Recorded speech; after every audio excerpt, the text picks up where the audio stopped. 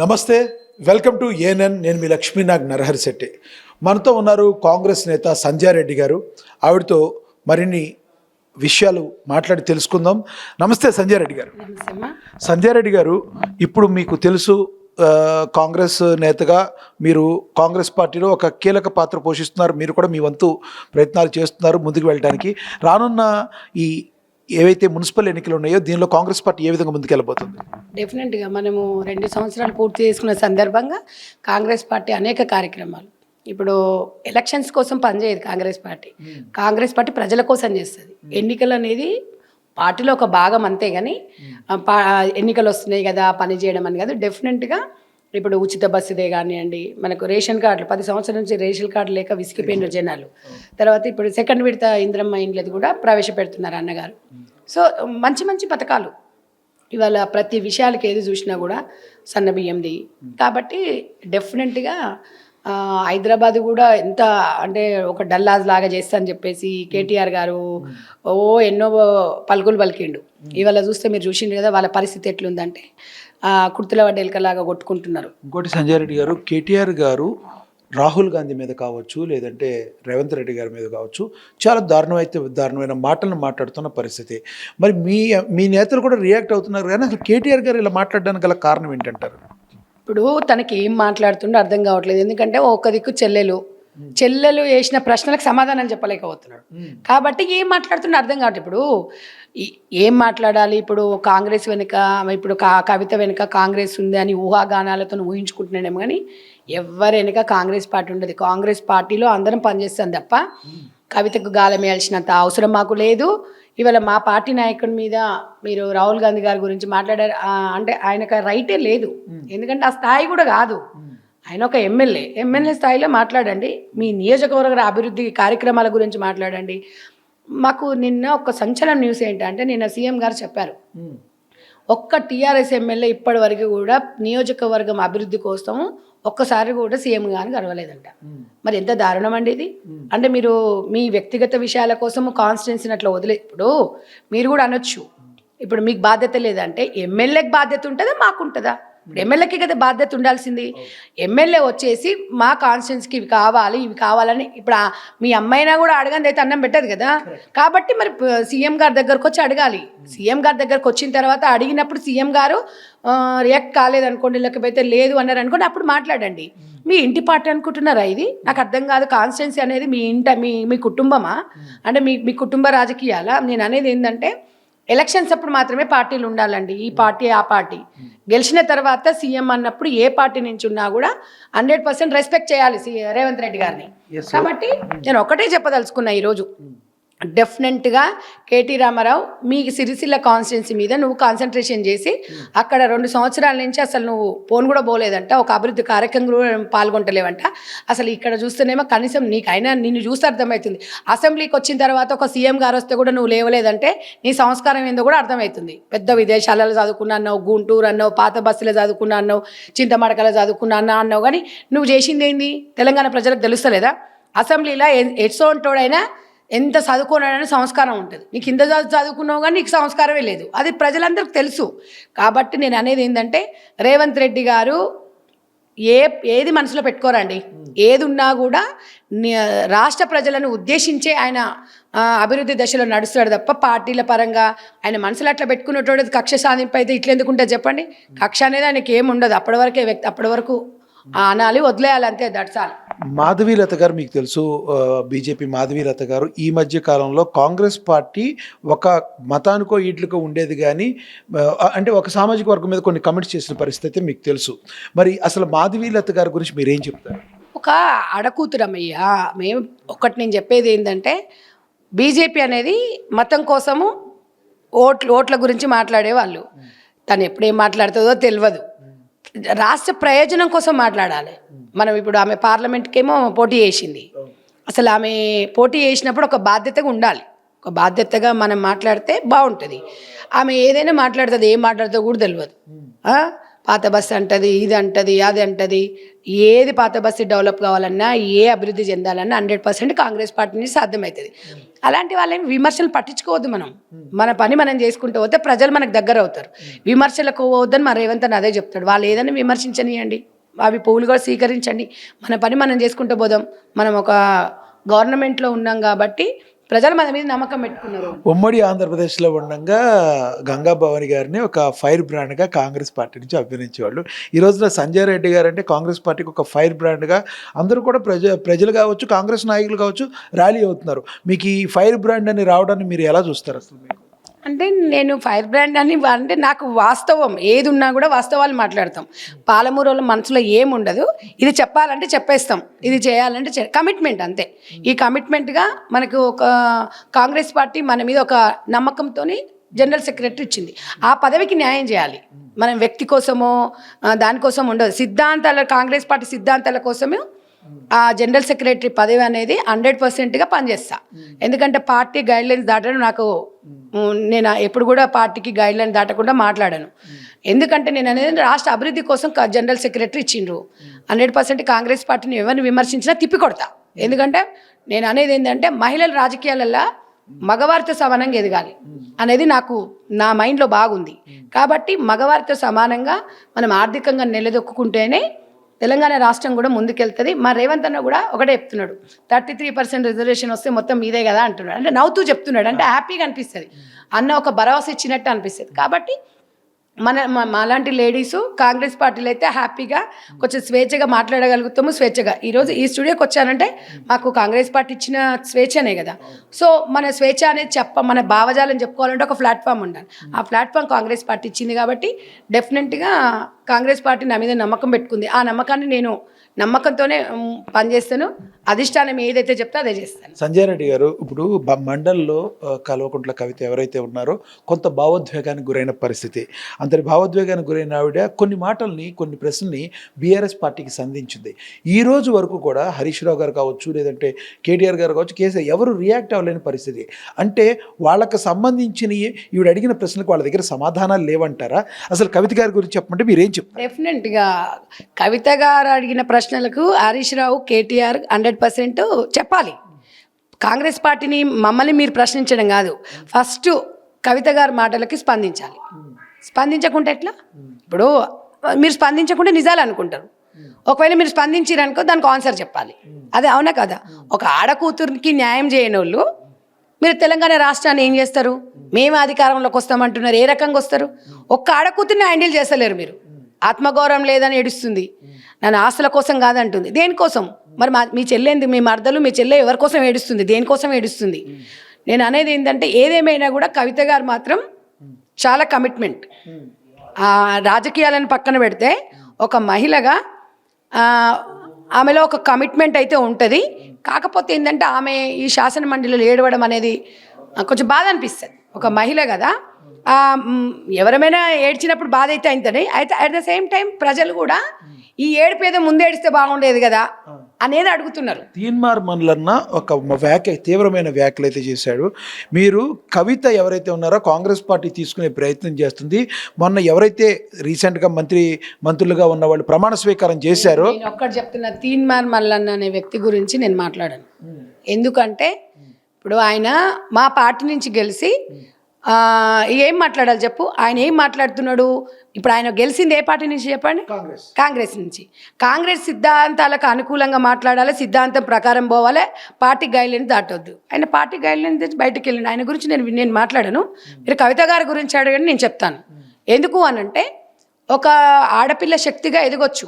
Congress party కవితను లాక్కుంటుందంటే లేరు. అంటే కాంగ్రెస్ పార్టీలో కవిత ఏముందండి? మెండుగా ఉన్నాం ఆడవాళ్ళం, అందరం చక్కగా పనిచేస్తున్నాము. కాంగ్రెస్ పార్టీ అంటేనే మహిళలు అంటేనే కాంగ్రెస్ పార్టీ. కవితను తీసుకోవాల్సిన అవసరం మాకు లేదు. సరే, వాళ్ళ ఊహాగానాలు వాళ్ళ ఊహాగానాలకి మనం సమాధానం చెప్తే ఇంకా మనకన్నా ఎక్కువ పెద్దగా ఊహించుకుంటారు వాళ్ళు. కాబట్టి అలాంటి వాళ్ళని మనం ఊహించుకోవాల్సిన అవసరం లేదు. కవిత ఆమె వ్యాఖ్యల గురించి ఇవన్నీ మమ్మల్ని అడగొద్దు. మీరు వెళ్ళేసి కేటీఆర్ దగ్గరనో లేకపోతే హరీష్ రావు దగ్గరనో మైక్ పెట్టి అడగాలి. మీ మరదలు లేకపోతే మీ మాజీ ఎంపీ గారు మాజీ ఇప్పుడు ఎమ్మెల్సీ గారు ఇలా వ్యాఖ్యలు చేస్తుంది, కవిత పైన మీ స్పందన ఏందని అడగాలి. కాంగ్రెస్ వాళ్ళ దగ్గరకు వస్తే మేమేం చెప్తాం, వాళ్ళని పోయి అడగాలి, వాళ్ళు సమాధానం చెప్పాలి. ఏం చెప్తారు? మిమ్మల్ని దగ్గర కూడా రానియరు. కవిత గారు వస్తే అసలు మీ పార్టీ ఆహ్వానిస్తుందా? ఒక్కటి చెప్పనా, అది నా పరిధి కాదు.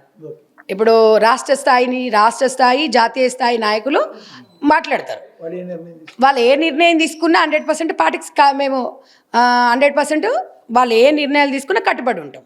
కానీ మేము రాష్ట్ర అభివృద్ధి కోసం మీ పదవి ఇచ్చిర్రు మాకు, ఎవరి మీదనో కామెంట్ చేయడానికి ఎవరినో చేయడానికి కాదు.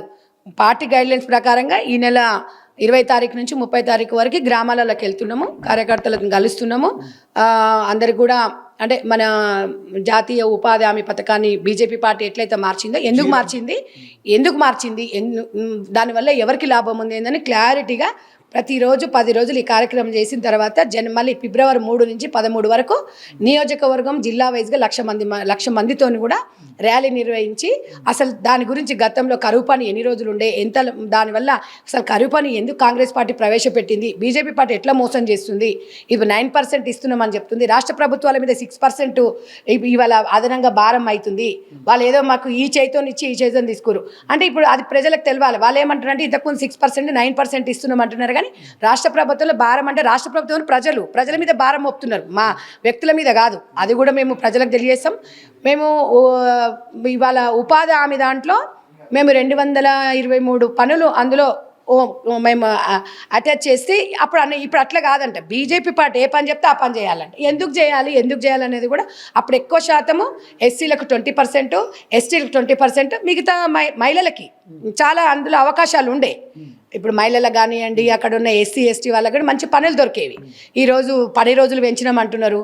ఎక్కడ 10 రోజులు పెంచిండ్రు, వాళ్ళకి ఎంత ఇవ్వగలుగుతారు అనేది టోటల్గా క్లారిటీగా గ్రామాన్ని వెళ్తాం, ప్రతి సర్పంచ్ని కలుస్తాం. ప్రతి సర్పంచి మా వాళ్ళే, పార్టీలతో మాకు సంబంధాలు లేవు.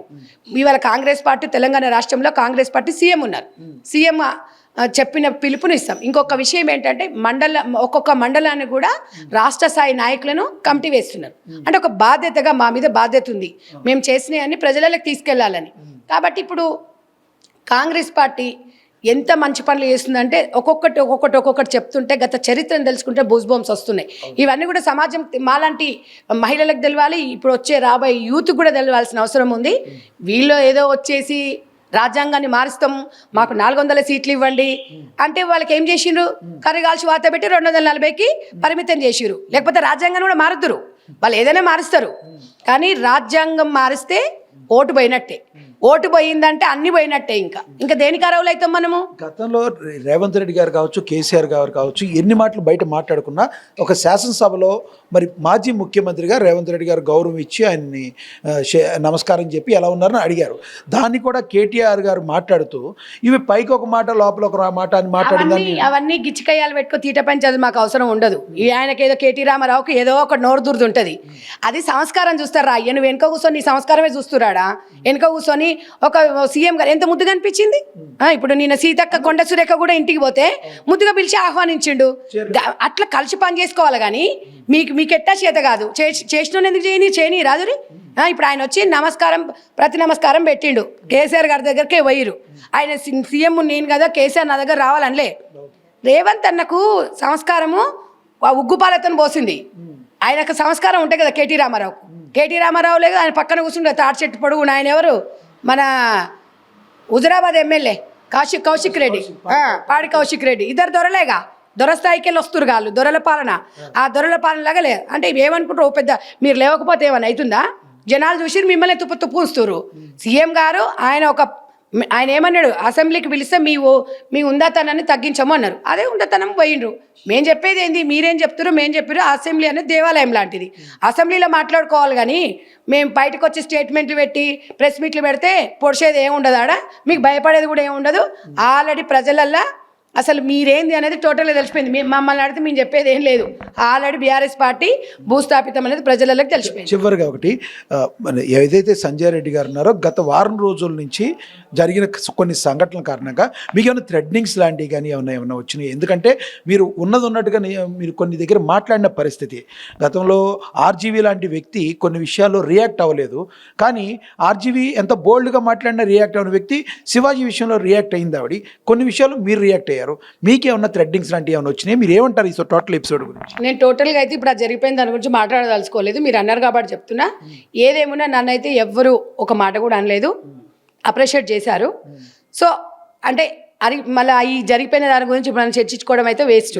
కాకపోతే నాకు అలాంటివి అయితే ఏం జరగలేదు. ఒక తెలుగు మహిళగా రాష్ట్రాలు కూడా ఓకే అని అన్నారు తప్ప అట్లా బెదిరింపులు అట్లా ఏం లేదు. ఒక ఆడబిడ్డగానే, ఒక అక్కగానే, ఒక చెల్లెగానే నన్ను ఓన్ చేసుకున్నారు. అనసూయ ఒక కౌంటర్ ఇచ్చారు, ఎవరైతే కొంతమంది పరాన్న జీవులు మా మీద బతుకుతారు. నేను ఇప్పుడు అనసూయ గురించి ఇంకా నేను మాట్లాడదలుచుకోలేదు, ఎందుకంటే అది అయిపోయింది. మళ్ళీ అది అయిపోయిన దాన్ని తీసుకొచ్చుకొని మనం దాని గురించి మాట్లాడడం మనకు అనవసరం. ఎందుకంటే ఇప్పుడు రాష్ట్రంలో ప్రజలు వాళ్ళ అభివృద్ధి కోసం మనం పనిచేయాలి. మనకి ఇచ్చిన పదవిని రాష్ట్ర ప్రజల కోసమే వినియోగించుకోవాలి తప్ప మనము ఇప్పుడు ఆమె గురించి మాట్లాడుకొని వీళ్ళ గురించి. తెలంగాణ ప్రజలకు మీరు ఇచ్చే సందేశం ఏంటి? రానున్న ఎన్నికల్లో ఎటువైపు ఉండాలంటే ఏం చెప్తారు? 100% మేము ఇచ్చిన హామీలు నెరవేర్చినాం. అది ఎట్లా నెరవేర్చినాం ఏంది అనేది తెలంగాణ ప్రజలకు తెలిసే విధంగా గ్రామ స్థాయికి వెళ్తున్నాం. ఇంకా గ్రామ స్థాయిని మించిన అదైతే ఉండదు కదా. ఇప్పుడు ఒక సర్పంచ్ నుంచి మేము సర్పంచ్ స్థాయికి వెళ్తున్నాం, అందరిని కలుపుకొని వెళ్ళాలనుకుంటున్నాం. చాలా జరిగాయి. ఇప్పుడు సర్పంచులను కూడా అందరినీ ఏకతోట మీద తీసుకొచ్చి ఒక మీటింగ్ పెట్టేసి వాళ్ళకి ఒక గైడ్లైన్స్ ఇచ్చి ఒక వినతి పత్రం అంతా తీసుకొని, ఎందుకంటే గ్రామీణ ప్రాంతాలలో గతంలో మనం చేసిన కార్యక్రమాల గురించి బీజేపీ పార్టీ చేస్తున్న అవినీతి ఏంటి అనేది క్లియర్గా గ్రామ సభల ద్వారా చెప్పి గ్రౌండ్కి వెళ్ళాలని. ఆల్రెడీ మేము గ్రౌండ్లో ఉన్నాం, బట్ ఇప్పుడున్న ఎందుకంటే కొన్ని రాష్ట్రాలలో లేదు, మన రాష్ట్రంలో కాంగ్రెస్ పార్టీ అధికారంలో ఉంది కాబట్టి డెఫినెట్గా ఆ చట్టాన్ని ఏమైతే తెచ్చినా తిప్పికొట్టాల ఆలోచనతోనే ఉన్నాం. ఎందుకంటే ఇవాళ స్వతంత్రం తెచ్చింది గాంధీ గారు అయితే, గాంధీ గారు కంటే కలలు కన్న ప్రభుత్వం అనేది ఇప్పుడు మన రాష్ట్రం అనేది మనం ఒకసారి చూడాలి. వచ్చే ఎన్నికల్లో ఎటువంటి పరిస్థితుల్లో కాంగ్రెస్ పార్టీ రాదని బండి సంజయ్ గారు చాలా చోట్ల స్టేజ్ మీద చెప్తారు. బండి సంజయ్ గారు ఏమైనా చిలక జోసి అని చెప్పుకుంటాడా, లేకపోతే ఎంపీనా? గాయన మాటలు ఆడు పట్టుకొని మమ్మల్ని చెప్తే ప్రజలు ఎవరు కోటేయాలి? మొన్న చూడలేదానే 500 ఓట్లు 500 గెలిచిరు సర్పంచులు. 12 పంచాయతీ ఎలక్షన్లో 12,700 పైచిలకు ఉంటే అసలు 500 అది గెలవడం కూడా బీఆర్ఎస్ వాళ్ళు ఇద్దరు కలిసి పోటీ పెట్టుకురు కాబట్టి వచ్చినాయి. ఆ మాత్రం 0.2 కూడా కాదు. ఆయన గురించి మాట్లాడుతావు. ఆయన వచ్చే ఎన్నికలకు కూడా మీకు పోటీ బీఆర్ఎస్ ఉంటుంది కానీ బీజేపీ మాకు నేను చెప్తున్నాను కదా, జాతీయ పార్టీలే ఉంటాయి మాకు ఏ ప్రాంతీయ పార్టీ. ఎందుకంటే ప్రాంతీయ పార్టీ అని ఎందుకంటున్నా అంటే మొన్న అన్నాడు కదా కేసీఆర్ గారు, ఇది టీఆర్ఎస్ అని, బీఆర్ఎస్ కాదన్నాడు. అయిపోయింది కదా, జనాలకు తెలిసిందిగా. ఏదో చేద్దాం అనుకున్నారు, ఏదో తుస్సుమన్నది ఇప్పుడు అర్థమైంది. ఎందుకంటే అధికారం దిగిపోయిన తర్వాత అర్థమైంది. సో బండి సంజయ్ మాటలు పట్టించుకోవాల్సిన అవసరం లేదు మనకెందుకు. ఆయన ఇప్పుడు ప్రజలను పట్టించుకోవాలి. మనం బండి సంజయ్ని పట్టుకుని ఏం చేస్తాం చెప్పండి. బండి సంజయ్ గారు ఎప్పుడేం మాట్లాడతారో తెలియదు. ఆయన ఏం మాట్లాడుతున్నా అక్కడ నియోజకవర్గం పార్లమెంట్ వాళ్ళు చూస్తారు. నువ్వు ఏం మాట్లాడుతున్నావయ్యా, కాంగ్రెస్ వాళ్ళు ఏం పని చేస్తున్నారు, మీరు ఏం చేస్తున్నారు అని ఎప్పుడన్నా వీళ్ళు పార్లమెంట్లో కానీ మన తెలంగాణ బీజేపీ వాళ్ళు ఎవరు కనబడినా బీఆర్ఎస్కి కాంగ్రెస్కి పొత్తుందంటారు. మొన్నైతే చూసాం కదా, మీరు మన సర్పంచ్ ఎలక్షన్లో చూడలేదా? బీజేపీ బీఆర్ఎస్ చేసింది. ఎక్కడైనా బీజేపీ కాంగ్రెస్ లేకపోతే బీఆర్ఎస్ కాంగ్రెస్ చేసిందా చెప్పండి. చేయనప్పుడు ఇంకా మళ్ళీ ఇంత తెల్లతేటలు అయిన తర్వాత నన్ను అడగడం ఎందుకు? 100% అది కోఆర్డినేషన్ ఉందని అందరికి తెలిసిందే, మొన్న కూడా తెలిసింది, రేపు కూడా ఉంటుంది. సింగిల్గా గెలవమనండి, చూద్దాం. థ్యాంక్ యూ అండి. చూసాం కదా సంజయ్ రెడ్డి గారు ఏమంటున్నారు అంటే రానున్న రోజుల్లో ఎటువంటి పరిస్థితుల్లో కూడా కాంగ్రెస్ పార్టీ తన సత్తా చాటుతుంది.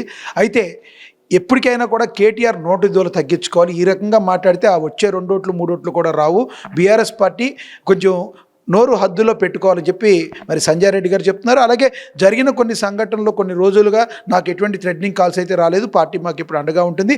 రేవంత్ రెడ్డి గారి ఆధ్వర్యంలో మరి కాంగ్రెస్ పార్టీ గెలిపే లక్ష్యంగా రానున్న ఎన్నికల్లో కూడా మేము ముందుకు వెళ్ళబోతున్నాం సంస్థాగతంగానే సంజయ్ రెడ్డి గారు చెప్తున్నారు. కెమెరామెన్ నరేష్తో లక్ష్మీనాగ్, ANN. నమస్తే.